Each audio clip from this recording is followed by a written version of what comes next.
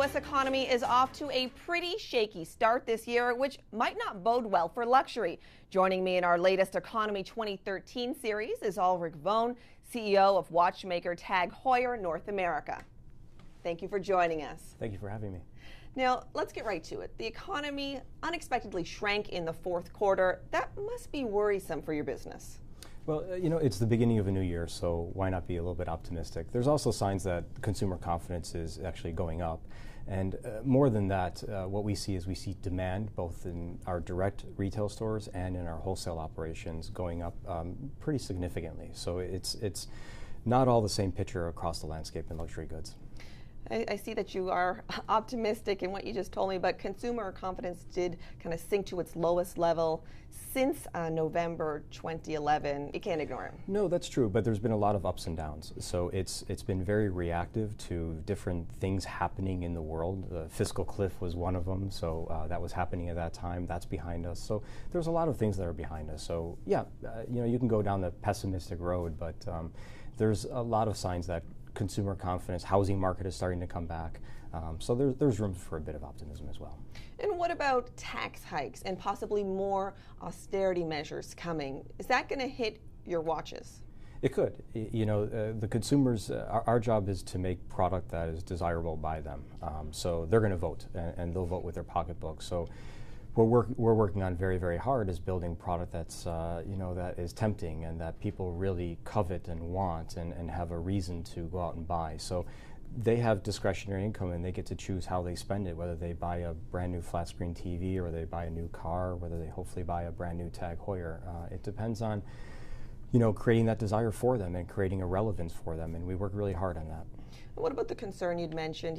What are the numbers looking like? Our wholesale business is up high single digits. Our own retail business is up double digits. And that was through the fourth quarter. So there's a nice momentum in the watch industry in general. The watch industry is up around 13%, 12%. Sorry, TAG Heuer is up around 13% worldwide. So it's a nice progression. What concerns you most about the U.S. economy?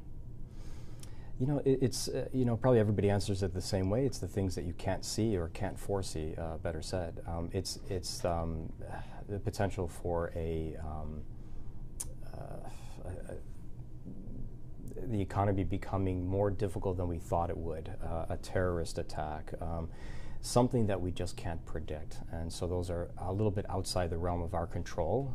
So what we do is we try to make sure that we're communicating to our audience, to our potential consumers, and to our existing consumers as aggressively as we can, so that we're top of mind for them. And I know there was a big watch fair that you just got back from in Geneva, and I was speaking with one of our Reuters correspondents who was there, and she was saying that the big concern was the slowdown in China.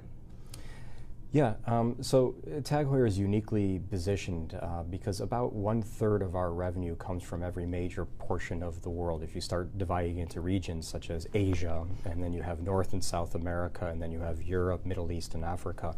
So if you divide it in those thirds, where our revenue, let's say, or our sales are almost equally divided. So we're a bit more resilient than some other brands in terms of economic slowdowns in one area of the world or not. But what it also speaks to is the demand for the product is universal. So there's no one dominant region.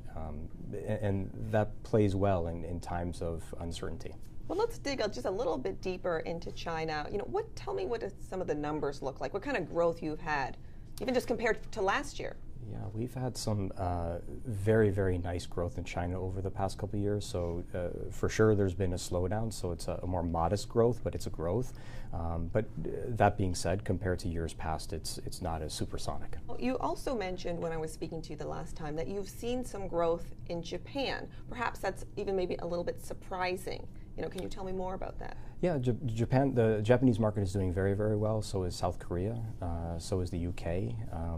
The travel retail in general is doing very, very well. So as people travel, it's tied very closely to luxury purchases. So duty-free in general is doing very, very well around the world. So those two things are tied very closely together. So when people are traveling, they're typically buying luxury goods.